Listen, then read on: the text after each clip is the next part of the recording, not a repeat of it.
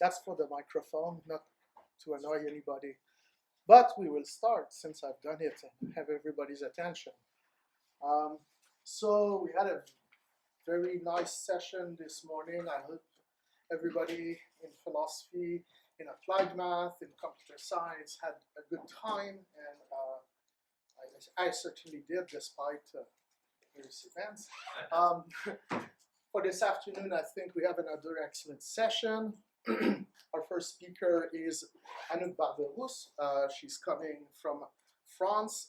She is currently professor at Université Lille 1, and also a member of the, what's it in English? The IHPST, so Institute for History and Philosophy of Science and Technology in Paris. Anouk is also indirectly at the person who led to the idea of this conference, because back in 2011 she organized a conference in Paris which was called the Philosophy of Numerical Methods or Numerical Analysis, numerical methods, the plurality of numerical methods and their interpretation.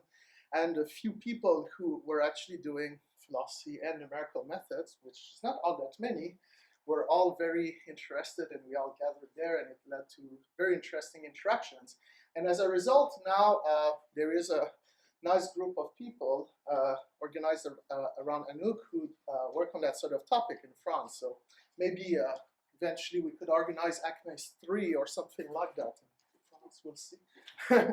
But in the meantime, we will have a very interesting talk entitled Community Modeling System as a Challenge to Reliability. Please, Right. Anouk. Thank you, Nick. Thank you very much for the organization of this really interesting conference. So I'm going to talk about a certain type of computer models which are collaborative models, and I want to tell you about what it means for the reliability of code and results to be a collaborative model. So I'm going to focus on the different procedures that are currently put forward in order to foster reliability in a specific example of a community modeling system, which is a weather forecasting model. So a community modeling system is a vast organization. It's a social, economical, scientific, of course, and also operational, usually operational organization, which is meant to make a large number of scientists and engineers collaborate in order to improve a model. And so, as I said, the question of reliability is both for the code and for the results, and these are quite different topics. To achieve a reliable code is not exactly the same as to achieve reliable results. And so I'm going to focus on a specific example, which is the weather research and forecasting model, which is the weather forecasting model in the US, the main model, actually, which is a collaborative model with an open source code and free collaboration. And so, as you can imagine, in such a huge model with many different collaborators, it is very difficult to be sure that the code is reliable and that the results are reliable. So the outline of the talk is that first I'm going to tell you more about the WRF model, and I'm going to focus on the dynamical aspects of the model. I'm not going to describe you the components of the model, which is very complicated, but I'm going to focus on the improvement process, because I think that the question about reliability of the model is enhanced when we take into consideration the dynamical process of model improvement. So I'm going to focus on this improvement process and of course, the related risk of uncertainty. The second part, in the second part, I'm going to tell you about how the people of the WRF organization imagined a structure, an organization, in order to achieve a sort of balance between improvement, which is a factor of risk, and reliability of both code and results. And at the end, I'm going to say some remarks about what it means to look for reliability in a community modeling system. So first to the WRF model and to the dynamical process of improvement. So this weather forecasting model is a very, very large computer model, and as most forecasting model, it is both research-oriented, by which I mean that scientific researchers use the model in order to better understand weather and also the climate. So it's research-oriented, but it is also forecasting-oriented. So it has both a scientific, a research part, and also an operational part. And I think it is a specific aspect of this kind of model, which are both scientific, research-oriented, and also operational, because it has important implications for the question of reliability. So the WRF model is developed within the Federal Agency for Oceanic and Atmospheric Science in the US, and it is probably the main model, the main weather model in the US, and perhaps the main weather model in the world. It is used in many places, not only in the US, perhaps here, but I don't know. And it is highly successful. Well, it is said to be highly successful, and of course, there is a way in which the criteria of success are clear, which is that the predictions are verified, sometimes approximately, but usually the predictions are rather good. But as we shall see, the question of the very nature of the criteria of success is rather difficult, a difficult question. And so, as I said, one of the major feature of this model is that the code is free. It's free for users, and it is also possible for virtually everyone to contribute to the improvement of the code. And another important feature is that this model is highly configurable, which means that if you want to predict the weather on Argentina, for example, you can implement the parameters specific to Argentina, and it will give you the expected result. And so you can use it for a broad range of weather applications. And this is an important feature because I shall see afterwards the fact that the many options can be implemented in the model enhances the difficulty to test all options. And so it's also another challenge to reliability. So, of course, but as a matter of fact, such community modeling systems for weather forecasting has to satisfy two opposite requirements. First, as it is a collaborative model, the first requirement is that the organization, well, the human, scientific, social, economical organization designed to develop this model, has to facilitate open collaboration, intense open collaboration, as a means to improving the code. and even to accelerating model improvement. So this is the positive requirement, so to speak. But also, and there is a tension here, there is a need for verification. And this need for verification means a lot of tests, statistical and also software tests. And this is very costly and very long, of course. So there is this basic tension between the wish to accelerate the improvement of the code and the need for verification, testing, and so on, which is very long and very costly. So, as I said, as it is a highly configurable model, many options, many combinations have to be tested, and it is virtually impossible to test all options. And nevertheless, it's necessary to test at least some options and to be sure that the tests are reliable. So now let me say a few words further about facilitating collaborations and facilitating model improvement. There is a specific center which is devoted to facilitating collaboration and also to testing the improvement, the bits of code that are provided by anonymous collaborators, which is called the Developmental Testbed Center within the WRF organization.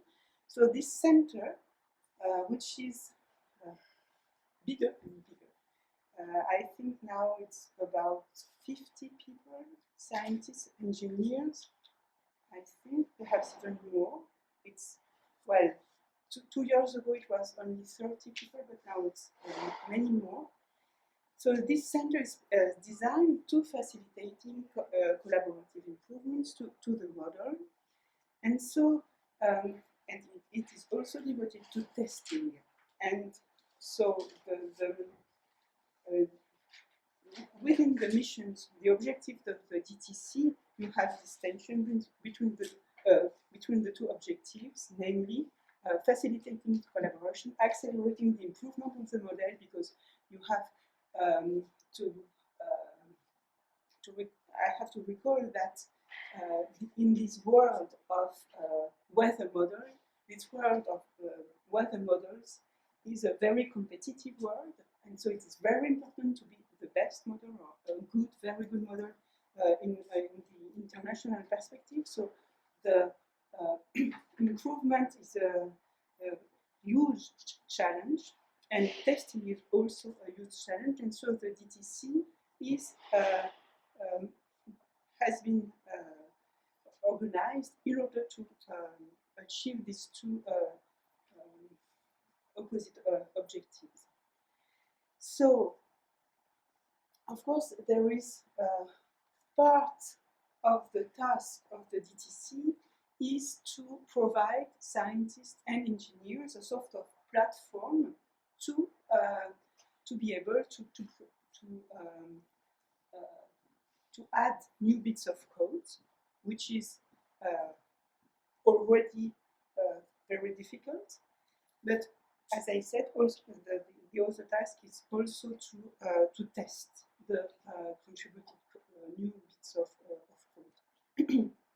So this collaborative device has a set of properties, which is that it is, as I said, open to virtually everyone. Retrieving the code is free, so you have the two aspects. You have the contributing aspects and also the using facilities, which I'm not going to focus on.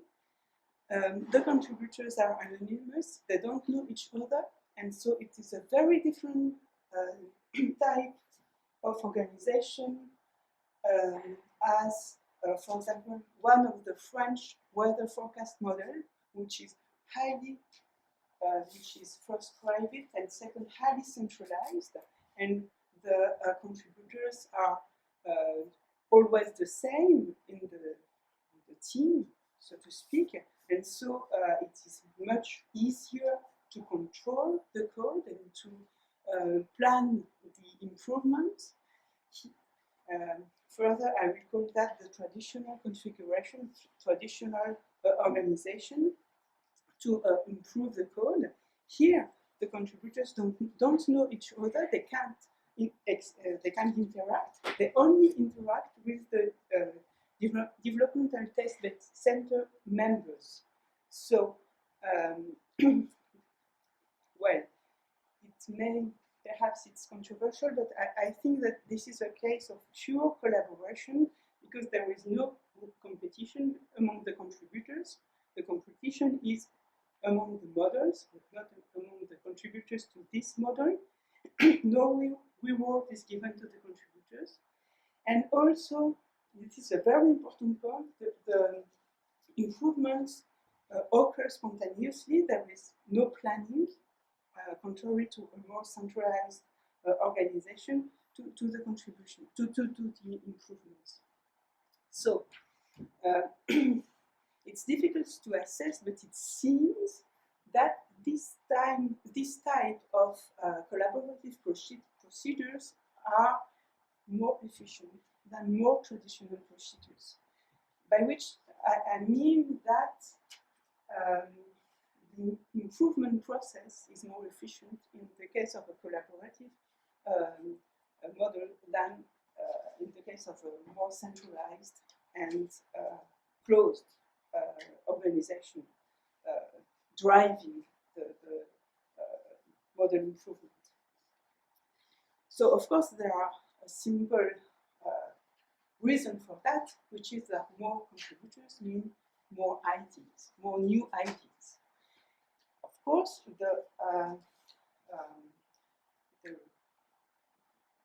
backside of this idea is that more contributors also mean less order, and so a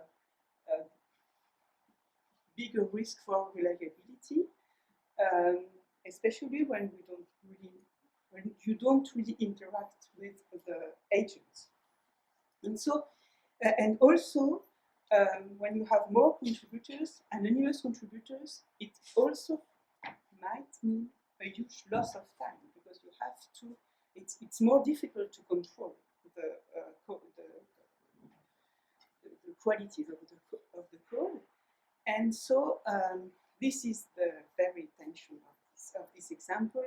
The specific feature of this example, which is to achieve a balance between creativity, spontaneous innovation, and so on, and time for control, testing, and running statistical tests and so on. So, on the other side, virtually every user of the model is interested in its improvement and for her personal goals. So anyone is susceptible to spending some time to contribute to the improvement of the model. And so this is a major strength of this organization. So now I'm going to say just a few words about the sources of uncertainty in this type of weather forecast model. I'm going to come back to this theme at the end of the talk, but just to have a short list of sources of uncertainty, just to not to forget one source. First source of uncertainty is, of course, the model complexity, with all the very complicated equations and parameters and so on. This is the scientific side and the idealizations, which are not always well-grounded and well controlled. So this is a source of uncertainty, which is well known.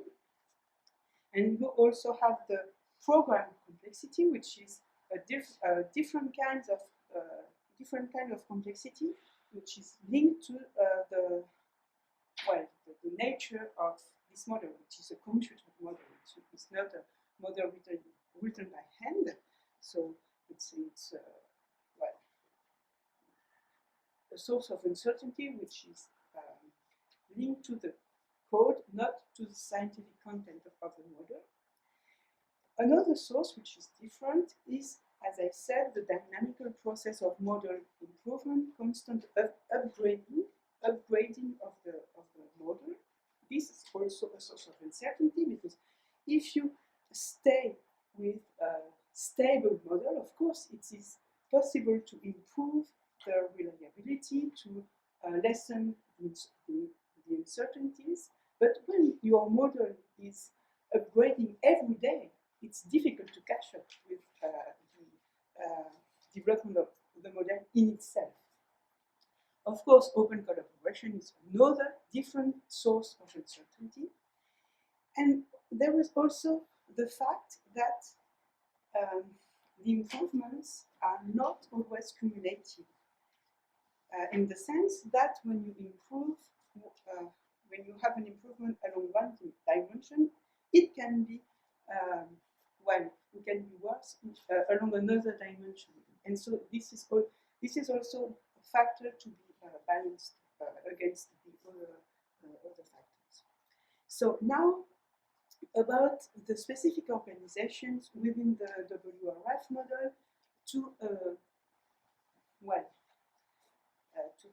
try to achieve a sort of balance between improvement, the ways for a better model, international ways for a better model, and the necessity to achieve reliable predictions and a reliable code.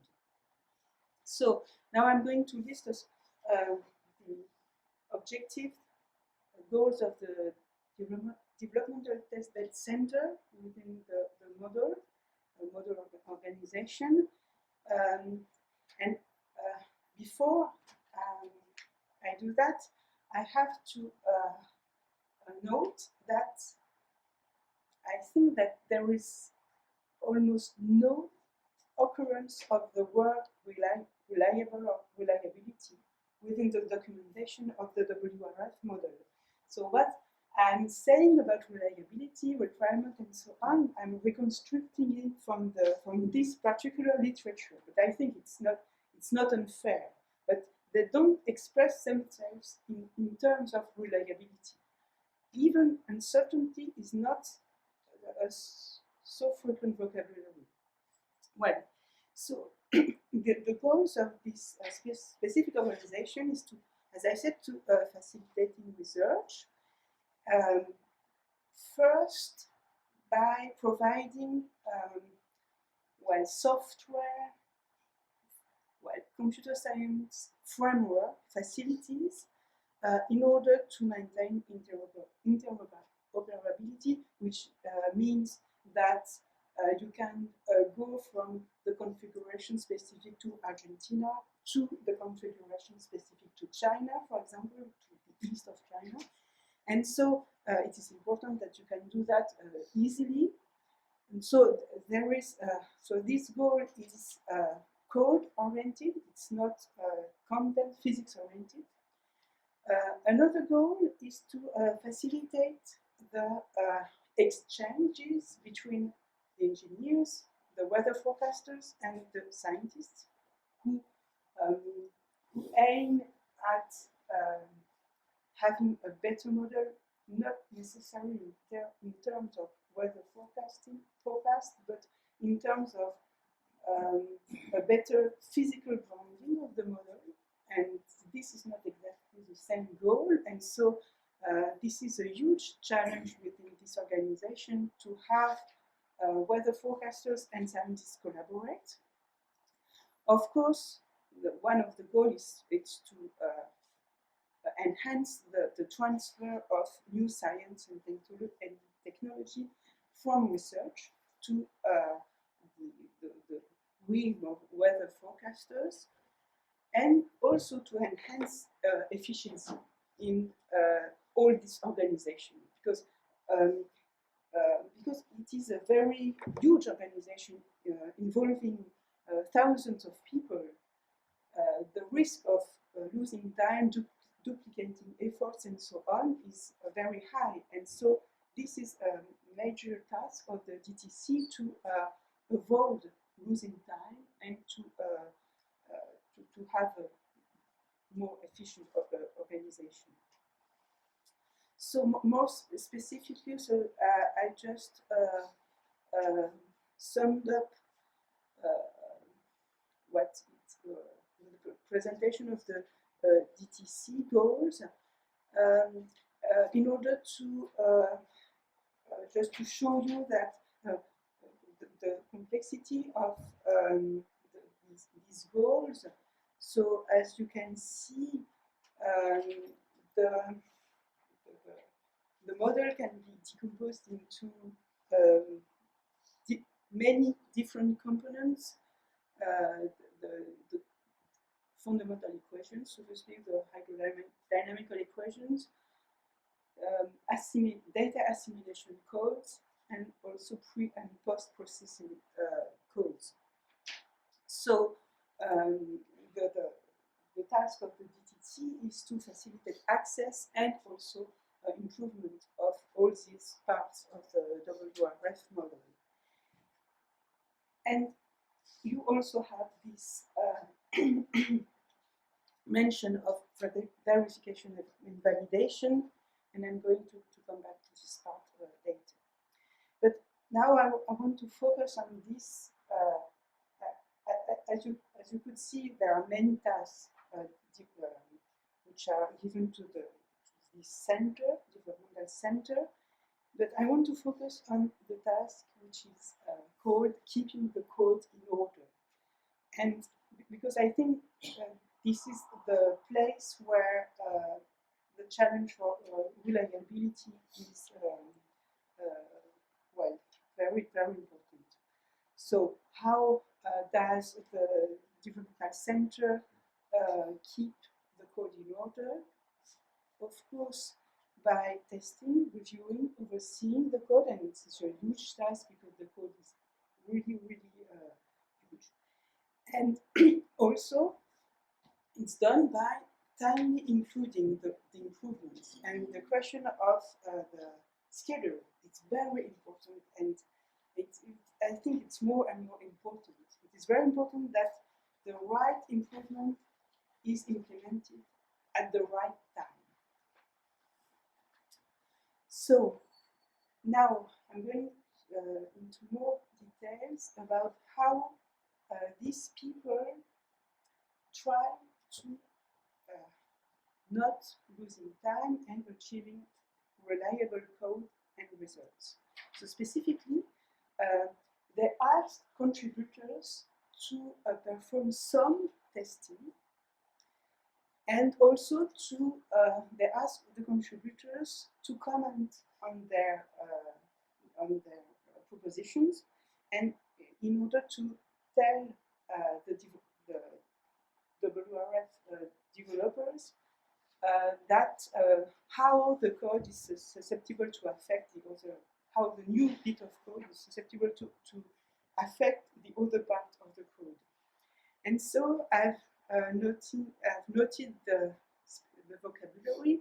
So the contributor is responsible for making reasonable efforts, which I think it's not very specific. Reasonable efforts. Well, anything can be a reasonable effort. So to ensure that the proposed change is correct, meets the WRF coding standards. This is precise. This has a definite meaning, and that its impact on the other parts of the model are described in adequate detail. Again, this is not very detailed and very precise. So to any other developers who might be affected. And afterwards, of course, DTC members may run further tests, interact with the contributor, and also have the developers within the DTC have a veto power, which is very important, of course. So it is collaborative, but it is also partly centralized. So there is this constant tension between accepting useful improvements on the one hand, and not spending too much time, sorry for the typo, running tests on the other hand. So there is always this tension. So now to the tests that are required from the contributors. So first, software testing, and here the topic of the code and the topic of the results are clearly separated. So software testing, ensuring that the new code compiles, runs, generates the good type of, the correct type of results. And second test, case testing, robustness and reasonableness testing.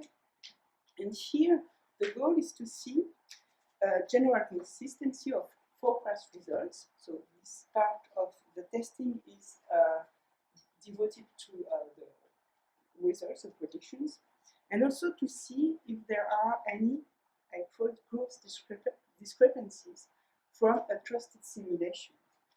So this I mentioned because, well, it seems to me that it is a gross test. It's not very fine-tuned. Of course, if you have a gross discrepancy between your new code, the results of your new code and the ancient code, of course it's not good. But, well, perhaps you want to have well, better calibrated tests, better than just avoid gross discrepancies. So here again, you have this tension between long and costly tests and the achievement of certainty concerning not the predictions, not the forecasts, but the harmlessness of the new code. And so, again, there is this tension between conflicting goals and, well, as I analyze it, the goal of this DTC organization is to cope with these tensions and to find out solutions, practical solutions, in order to have reasonable cost for testing and to benefit from spontaneous improvement. So now some elements of analysis about what I've just described. First, I think a very important point is that there is no definite means to achieve reliable codes and predictions. So before I was talking about the criteria of success. The thing is that there is no definite, no precise criteria of success. You don't have any precise definition of what is a reliable code and what are reliable predictions, and you don't have any simple closed test to for these properties of the code. And the other aspects, which I have already emphasized, is that running tests is very costly, both in computational and human time. And my conclusion about that is that the best approach to reliability, both for the code and for the results, seems to be by devising sets of practical solutions. You don't have definite tests, but a set, an evolving set of practical solutions. And here I have mentioned a few sets of solutions. So you ask contributors to do tests and to comment on their contributions, but of course, you can be sure that the contributors have done the right tests correctly. You can be sure that they have mentioned every relevant aspect of their code. Yes? Yeah, I'm just looking at the website. So surely at certain stages of this process, this sort of like crowd modeling process, there must be developed huge tensions within the group of people over which direction to go forward in. So it might be natural that at a certain stage you know, maybe 40% of the people want to take the model in this direction, the other 50% in a different direction, and then, but it seems that it's like you just maintain one version. So is there pressure to sort of bifurcate? Yes, but my point is that even if you have, even if you have a majority in one direction, you still have many difficulties to keep the code in order, so to speak. So I'm not even talking about disagreement about the scientific content, you see. I'm just talking about the difficulty to have a better and better code while agreeing on the physical content. Does it answer your point? You are pointing. Sorry, it's a bit off the topic of your talk. Well, you are pointing further difficulty, which are not addressed. Yeah. Okay, so thank you. So yes, I was saying that as there is no definite tests, so the best way is to devise a set of practical solutions. So to ask the contributors some to do some tasks, but we are not sure that they've done that they have actually done these tasks. Then, of course, there is a lot of automated testing and a lot of reviewing, but it does not solve the problem. And also, among the solutions, there is a very rapid evolution of the DTC itself. So they are constantly attempting at providing efficient testing, not too costly, but still efficient testing. And it is evolving quite rapidly. And I just want to mention one example of this rapid evolution. Within 2 years, they have developed these reference configurations for the model, which are configurations of the web code, which are meant to be benchmarks in order to have to facilitate, well, not to facilitate, but to have better tests of the for the contributed bits of code. And so these are new baselines in order to test the new code. And this has generated new testing techniques, so to speak. I'm going quickly here because I want to go to the conclusion. Now to the last part about what is exactly this quest for reliability in the computer modeling system. So here I want to come back to the sort of not a tension but two different aspects of the code, the software, and the physical content. So, of course, such a numerical weather prediction system, but it's also true for any model which whose results are practically important. The requirement is to produce reliable predictions and also good predictions. And I think there are two distinct requirements here, which amount to three conditions. Reliable predictions, I think, are correct for practical use. They may be incorrect for researchers, but reliable predictions are good for sailors, for planes, etc. You can also understand good predictions as correct prediction, verified in a range that is more precise than for the practical use.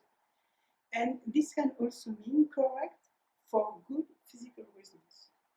And here I mean the well-groundedness of the physical model. And these three different meanings are really different. So good for practical use, predictions that are good for practical use could be achieved with a bad physical model.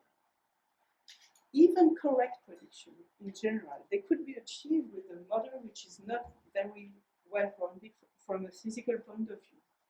And also, of course, the point here is that the community interested in the WRF model, they are interested in improvement along these three dimensions. And these three dimensions are not necessary, they don't necessarily go together, so to speak. And so this is also a source of tension. And now, I was thinking that this theme of reliability was not so clear, not so well defined. So I think it is an important question to ask what it means to ensure that the code and predictions are reliable. I think that one reason why you have this huge literature about the WRF model and all these procedures which are devoted to enhance the reliability and the quality of the predictions is that it is not so clear what it means to have a reliable code and to have reliable predictions. So, as I said, there is no definite set of criteria, but rather there is the reliability is partly achieved by the satisfaction of a series of partial tests. And I also want to emphasize that reliability is, of course, an evident, an obvious universal need. Everybody wants a reliable code, everybody wants reliable predictions, but it is also an open-ended task, especially when you consider a constantly upgrading model. And so there is, it's difficult to conciliate here. It's both a universal need and it's also open-ended. And I was wondering whether it was an all or nothing or matter or a matter of threshold. It's not so clear, I think. And if it is a matter of threshold, is reliable as is a code which would be as reliable as possible, would it be enough? I think it is not so clear. And I think that the WRF model is a nice example because here you have, as I said, this collaboration between researchers and engineers. So you have this combination of research and operational demands. And so I think that when you think of reliability in terms of thresholds, you are in the operational realm. And if you link reliability with correctness, you are in the theoretical research realm. And here, reliability and correctness can be viewed as ideal goals, but it doesn't help you for concretely defining a test for a reliable code or reliable predictions. And so I think that all these efforts, all these attempts at achieving a better code, a better collaborative code, emerges from this combination between researchers and engineers in order to achieve satisfying good enough reliability.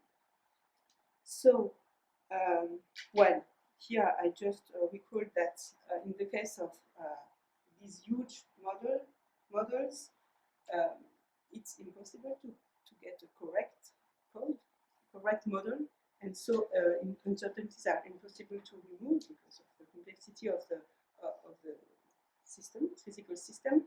And so when I said that reliability and correctness are ideal goals, they are ideal in a strong sense. They are impossible to achieve concretely. So here I'm going, well, 50. You have at least 10 minutes. 10 minutes. So here, I just sorry, I'm just arguing in favor of the claim that reliability is an ideal goal in this case. So of course, the fundamental hydrodynamical equations are known to be entirely reliable. This is not the question, but it is extremely difficult to find out their solutions, and this is the major source of uncertainties. And also, the problem is even more difficult because the procedures that are used to find out the solution, the numerical computing, are not always entirely reliable either. So, and third, the reliability and correctness have to be balanced against computational time, as often in this in computer modeling. So, as I said, reliability is an ideal goal in a very strong sense, which is totally inaccessible from a practical point of view.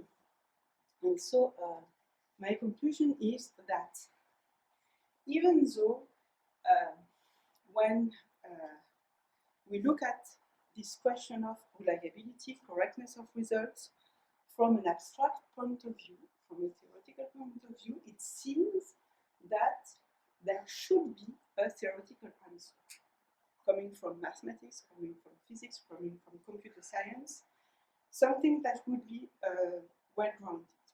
But as a matter of fact, the question for reliable code and prediction is practical, it is not theoretical. It is impossible to solve from an abstract point of view, and well,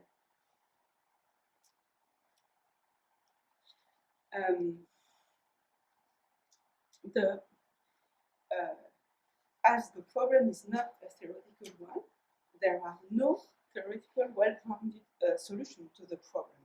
The solutions have to be devised by taking account all the components, not only the theoretical components, so to speak. And so the solutions have to be in the operational way, which is why I think that the WRF model is really interesting, because I think that it is, well, in every examples similar to this one, this is a practical problem, not a theoretical problem. And well, the solutions, the practical solutions. So this is not; they are not to be found in mathematics or computer science or physics. They have themselves to be reliable, and in the precise sense that when the model evolves, they have to be still reliable, and it is not so easy to achieve. And they also have to be optimal because of the competition between weather models. So, as I said, the solution to this practical problem I have identified is partially distributed because the contributors are asked to contribute to the solution of the problem. But on the other side, it is only partially distributed because the developmental testbed center has control on the code, And so you have, well, the practical solution to the practical problem is submitted to the tension I mentioned earlier.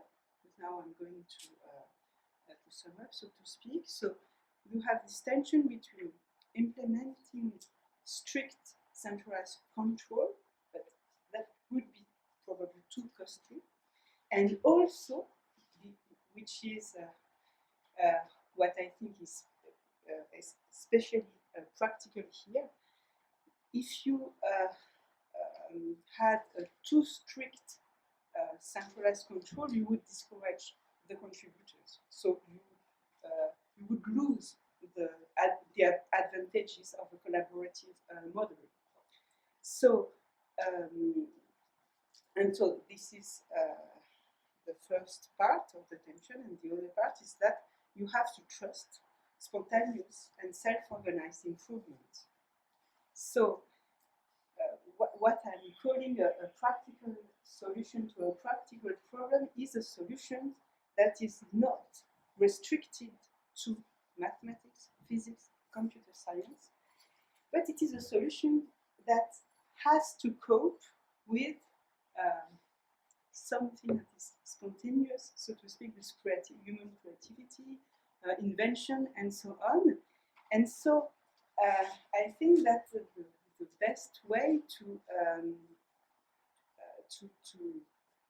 analyze this WRF model example is that it is a sort of bet on creativity. Every collaborative model or every collaborative system is a bet on creativity, but here they don't really have the means of assuming the risks of relying on creativity. And so, for me, it is the reason why there is this tension, which is perceptible on the website, between trusting the contributors on the one hand, and having more and more tests and configuration, reference configurations, and so on. So I don't know what is going to, how it is going to develop in the further years, but what I've observed within the last 3 years is that the developmental center is growing. Probably it is more and more costly, and so I'm not sure whether this open collaboration is going to survive. Thank you for your attention.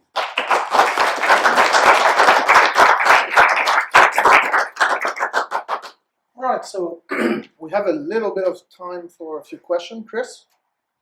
I was just curious about whether you could contrast this case with other cases of attempts to have a new collaborative style of research. So I was thinking of a case where, so it's partly to disambiguate the problems that arise due to collaborative research if it's anonymous or has these other features, and problems that arise due to the modeling challenges that are faced in the specific case.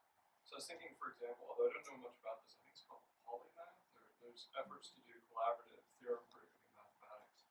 And at least naively, I would expect that there the targets are more clear-cut, so the criteria for judging whether you achieved certain steps along the way are perhaps not as challenging as in the case of the modeling.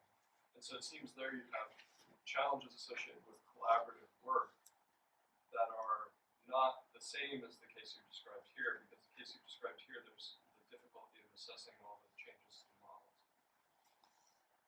Well, Scope is just pretty different.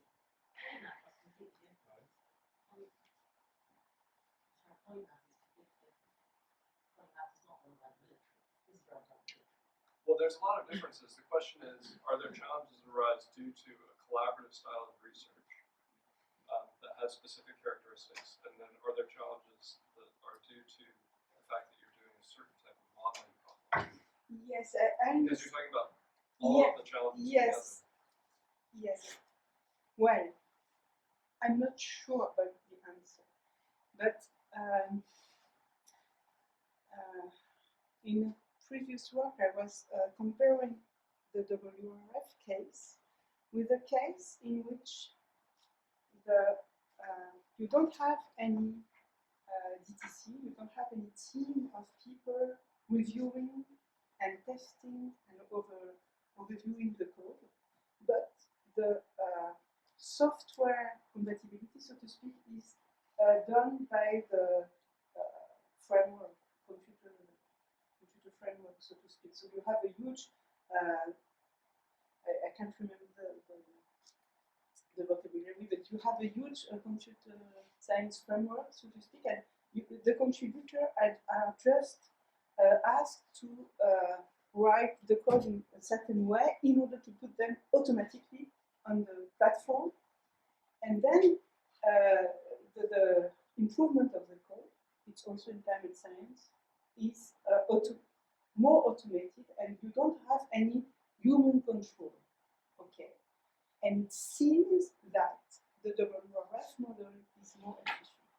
So this is a sort of combination between automatic testing, of course, and some participation which is asked to contributors, and also human control.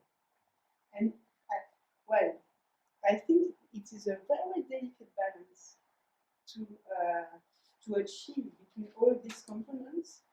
And well, as I said, there are also other types of collaborative models which are more automated, so to speak, and they don't seem to be as efficient.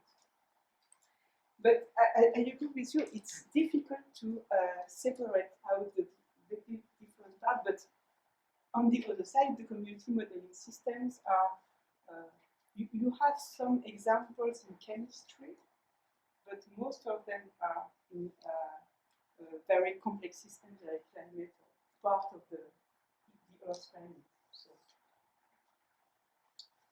Do you have a question? I'm not asking them to. Okay. This question here. Excuse me. This is I was thinking of, and this might not be, it would be nice to look at a couple of examples where, like, I mean, case study type examples or some kind of thing. And I was struck by it, and it's this sets of practical solutions. It would be nice if you could, at some point, give an example where it looks like things worked out pretty well, and another one where it wasn't going so well. And I mean, on the, we had a, I'm not sure I should, maybe you should just talk, I have something I was going to bring up from a climate conference we had a while ago here, but I'd rather maybe have you, if you could, it would be really nice to see, I mean, I think you, that, to see sort of examples of where somebody's been, where it's been going better and where it's been not so good. That Yes, would be the, I agree that it's not so easy to find out the case where it doesn't work, because it's not public usually, and when you ask climate scientists, they usually belong to one team, and so they are in competition with other teams. And well, it was the starting point of this project to compare the several different climate models and their organization. But well, it's difficult to be entirely outside of all this research team, because if you want to have precise information, you have to be close to some researchers. But of course, they are not reliable on other teams, and so I find it very difficult to be objective, so to speak, to be outside and to do the right comparison, to have strong criteria for the comparison. well, it's a global affair, and so you are always within some. You are always well. It's difficult to be entirely outside. So I agree, but difficult. I believe you have a follow-up. Well, sorry, yes, I mean, I was just actually coming back to this point about the difference between polymaths. So I too have been looking this up on the web, and if I found the right thing, this is a project run by the US Air Force, the NCAR, National Center for Atmospheric Research, and NOAA, National Oceanic and Atmospheric Administration. And they have a lot of stuff, you know, they tell a rich story on the web about all the wonderful protocols they have. They have model evaluation tools, standard verification scores, comparing models, etc., etc. Now, so they obviously have a lot of test processes. They have a lot of heavyweight software engineering behind this. Sure. So can you get analysis to the bug reports, some of the discussions that go on around the use of these tools, or is all that confidential, or is that, or, I mean, are we in a GitHub world, or are we in a closed world here? It's, well, it's not so clear actually, because when you ask, well, I sent emails to this guy in the DTC, but the answers was very different from what I get from scientists, climate scientists. Of course, not American climate scientists, but it's not so easy. Well, they will, I mean, they'll be covered by the Official Secrets Act, won't they? If you're sending emails to the NCAR. I'm sorry, I don't want to call the Official Secrets Act in North America, but they won't, you know, they can't tell, because that means another comparison with polymath. These are people who are doing this as part of their job, as part of their employment, and they're not by and large academics. They're people working for government agencies. So sure, yes, but you know, this is why I think it's an interesting example. It is because it's both founded by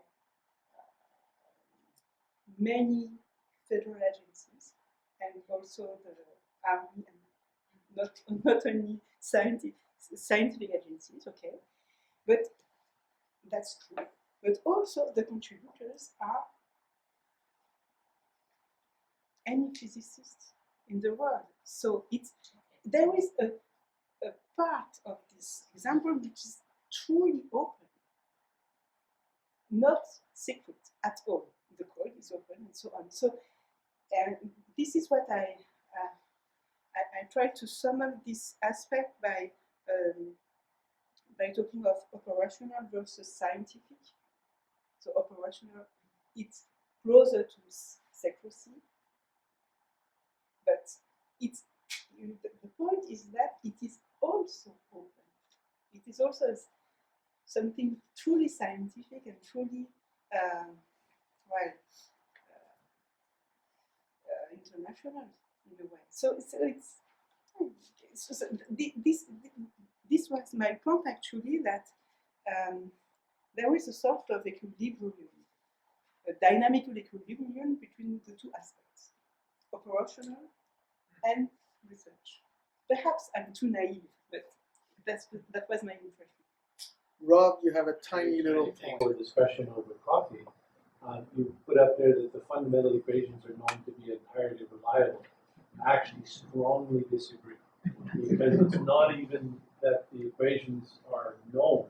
It's not even known which domain in which the equations lie that is known. For example, there's an argument about whether there's a strong biological component, whether bacteria can fly with their clouds.